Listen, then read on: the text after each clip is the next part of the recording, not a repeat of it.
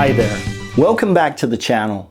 Today, the $5,000 music software challenge. And I hope you'll participate because I think this could be a lot of fun.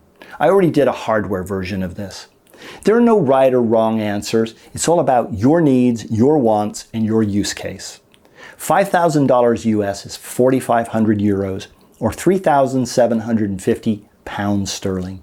These are approximate amounts, of course, because rates fluctuate. If you live in another country, you can use Google to calculate the amount for your country and its currency. Your mission, if you wish to accept it, Ms. or Mr. Hunt, is to kit out your new imaginary studio with music software. Currently, your imaginary studio has no software, just a very capable personal computer, and it can be your choice of a Mac or a PC. Obviously, it has an operating system. In this studio, you will do everything in the box, meaning you will not have any hardware sound-making devices like synthesizers, samplers, or drum machines. Keep that in mind when you're kitting out your studio because it's very important that you get everything you need. You will be provided an 88-key controller of your choice that will have no sounds. You must adhere to the following parameters. Your budget is $5,000 US, which does not include taxes and shipping. Just ignore taxes and shipping. You can buy any combination of software, which for this challenge will include a DAW and plugins such as synth plugins, sample library plugins, processing plugins, your choice. You can only buy new software because software is rarely transferable. And if it's on sale, you can use the sales price if you know it. Place your list, if you dare, in the comments with the prices and a brief description of what type of musician you are. Composer, songwriter, sound designer, play just for fun, or any combination of the above, and see how your fellow musicians respond. In a moment, I'm going to give you my list, which has 12 items. Remember, if you go over budget by just 1 penny, the secretary will disavow you and you will fail. Here's my list with a brief explanation of why I purchased each item. First on my list is a DAW, Cubase 13 Pro. It's what I know, it's what I've used, and I need the top-of-the-line version that has fewer limitations. The good thing is that, like some other DAWs, it comes with some usable instruments and plugins that are going to sound great, and that's going to be helpful. For some people at this point, you might be done. You might say, I've got enough. But for me as a composer and songwriter, I'm going to need more. Cost for this version of Cubase is $579.99. And now there's no dongle to purchase, so that's a plus.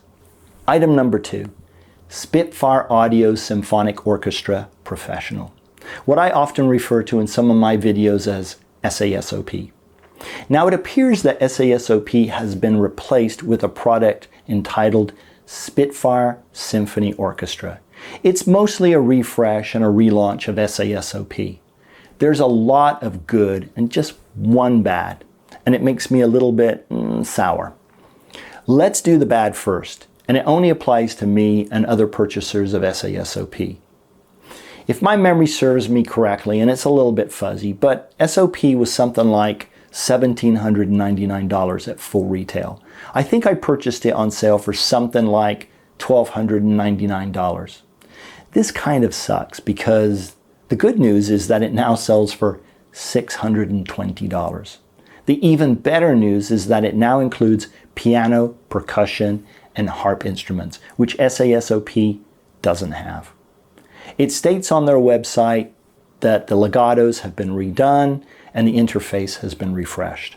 I never had any problems with the original interface because it runs inside of Kontakt, and I like Kontakt. I like the environment, and I think a lot of people do.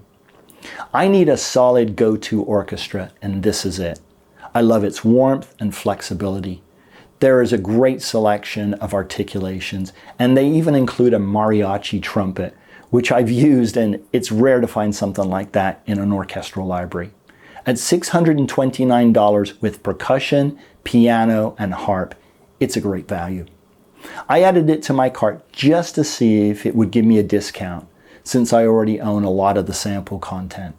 I know that some manufacturers will give you a discount like this when you own a lot of the original samples. Sure enough, it recalculated, and it was something like $130 or $160. That's probably a fair price. If you've gone this route and you've upgraded and paid the money, I'd like to hear from you in the comments. Was it worth it? For me, I just don't think I'm going to do it.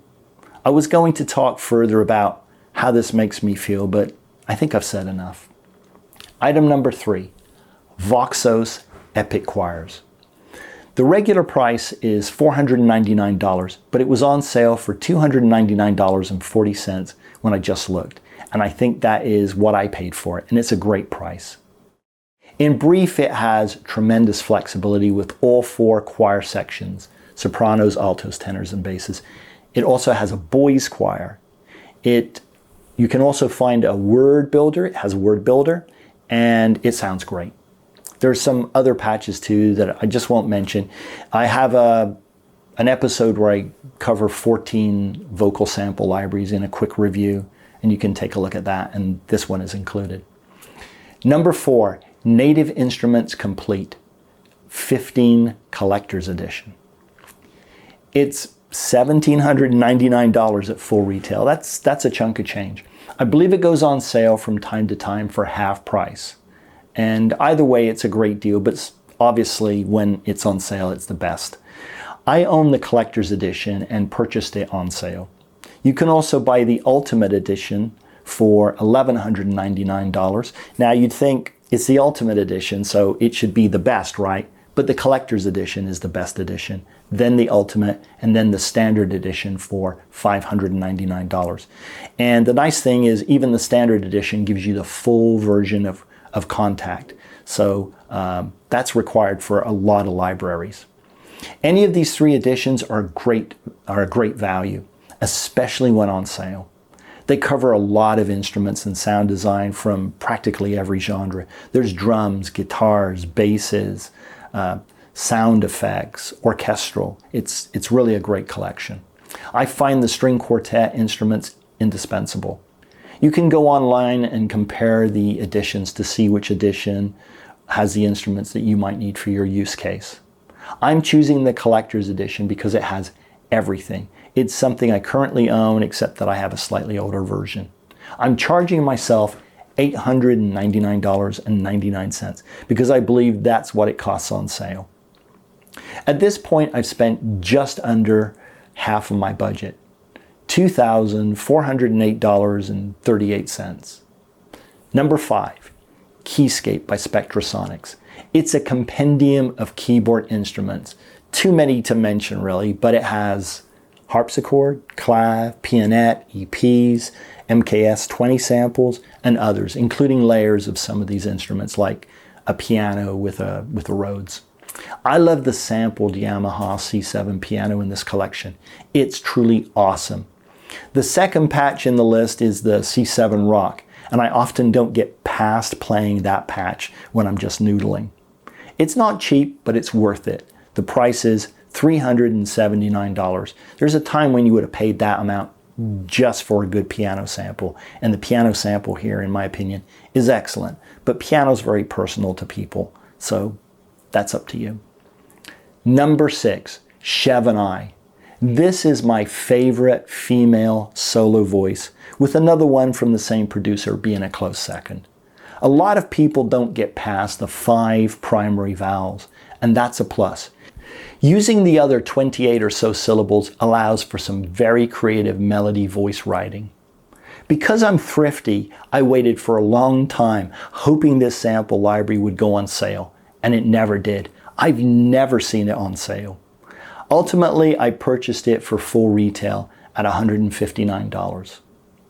Number 7, Hollywood Backup Singers by East West. This is currently my favorite library from East West, and I own about 8 of their libraries. It's mostly sustained vowels, and the crossfade patches are excellent. There is also a word builder with a lot of canned phrases and words, or you can make your own. I find the word builders to be a little bit mushy on the consonants, no matter how hard you work. AI vocal accompaniment crushes a product like this, but I still like it. A big positive is that you can purchase Hollywood Backup Singers one time and own it forever. All the current AI products I've seen are subscription-based, and I hate monthly subscriptions or yearly subscriptions because of the recurring fees. I just don't like that. I have an episode all about that. Hollywood Backup Singers costs $199. I'm pretty sure I got it for less than that on sale, but that's the price I'm charging myself.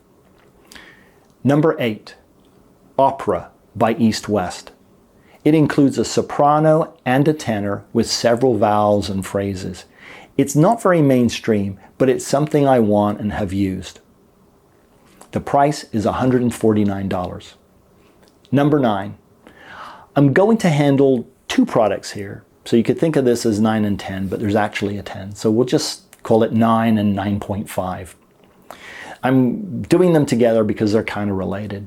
Damage 1 and Damage 2 by Heavy-O City. If you're composing orchestral, it's hard to get by without these 2 products.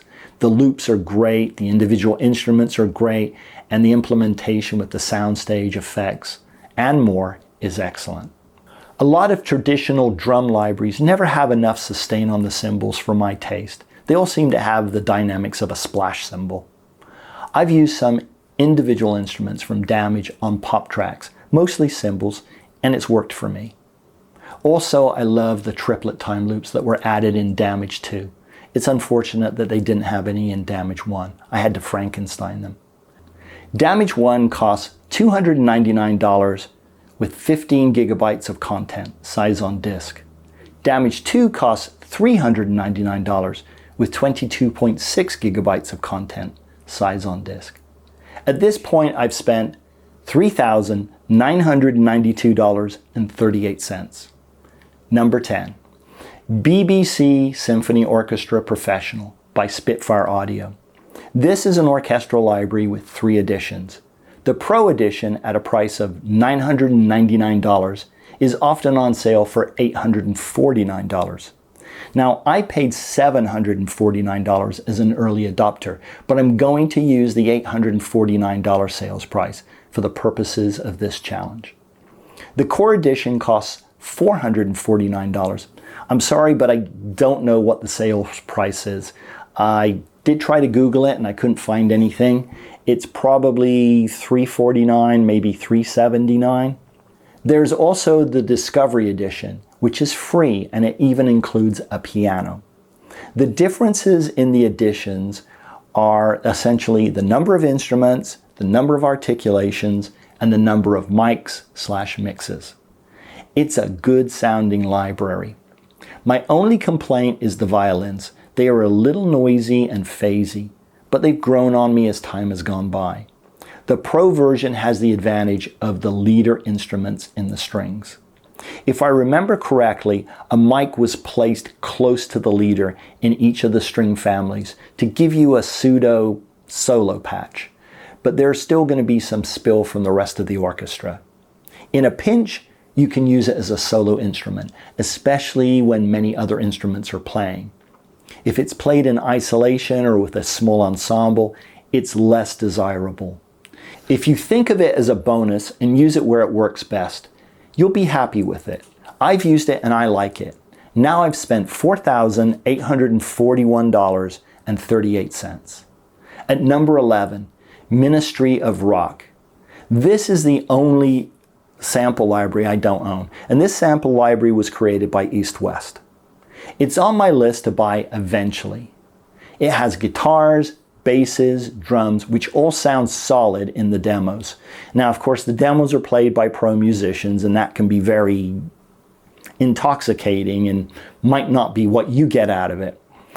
There is some experimentation that I want to do with 80s metal and 90s grunge, and I think this library would work well for that. Cost is $149. That brings my total spent to $4,990.38. That leaves me with $9.62 for a Taco Bell run. That's it from my wish list. What's yours? If you're game, put it in the comments. Thanks for watching, take care, and I'll be back in another episode soon.